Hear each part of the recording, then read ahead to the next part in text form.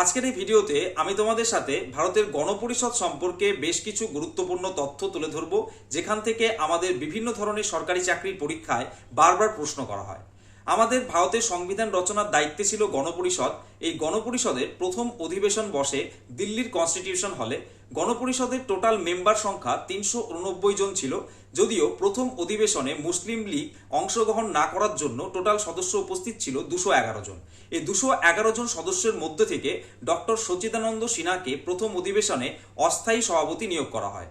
তার পরের দিন আবার ডক্টর রাজেন্দ্র প্রসাদকে গণপরিষদের স্থায়ী সভাপতি নির্বাচন করা হয়েছিল। তাকে সাহায্য করার জন্য আরও দুজন সহসভাপতি ছিলেন, তারা হলেন ভিটি কৃষ্ণমাচারী এবং এইচ.সি. মুখার্জি।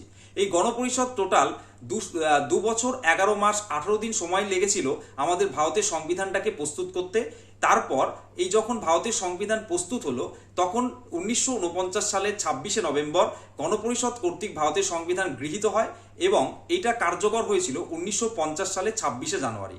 এই যে 26শে নভেম্বর গৃহীত হয়েছিল 1949 সালে আমাদের ভারতের সংবিধান, সেই দিনটাকে আমাদের বলা হয় ভারতের সংবিধান দিবস।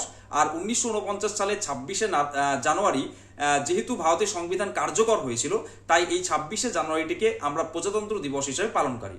আর আমাদের ভারতের গণপরিষদ কর্তৃক যেহেতু ভারতের সংবিধান যখন গ্রহণ করা হয়, তখন তোমাদের মাথায় রাখতে হবে টোটাল 395টা ধারা ছিল এবং 8টি তপশিল কিন্তু আমাদের মূল সংবিধানের মধ্যে যুক্ত ছিল।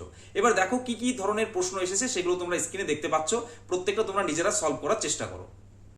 এই ভিডিওতে আমি তোমাদের যেসব তথ্য দিলাম তার মধ্যে থেকে আমি দুটো প্রশ্ন তোমাদেরকে করছি, যে ভারতীয় সংবিধানের জন্য গঠিত গণপরিষদের প্রাথমিক সদস্য সংখ্যা কত ছিল।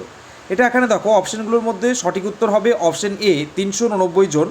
পরের প্রশ্নটা রয়েছে গণপরিষদের চেয়ারম্যান কে ছিলেন। এটা সঠিক উত্তর হবে অপশান ডি রাজেন্দ্র প্রসাদ। আমাদের কিন্তু জানতে চাওয়া হয় যে অস্থায়ী চেয়ারম্যান কে ছিলেন, তখন আমরা লিখব ডক্টর সচ্চিদানন্দ সিনহা। তো তোমরা একটা প্রশ্নের উত্তর কমেন্ট করে জানাও যে ভারতীয় সংবিধান যখন গৃহীত হয় তখন মূল সংবিধানে কতগুলো ধারা ছিল এবং কতগুলো শিডিউল ছিল, সেটা অবশ্যই তোমরা কমেন্ট করে জানাও। আর এই ধরনের ভিডিও পাওয়ার জন্য তোমরা অবশ্যই আমার এই চ্যানেলটিকে সাবস্ক্রাইব করে পাশে থাকো।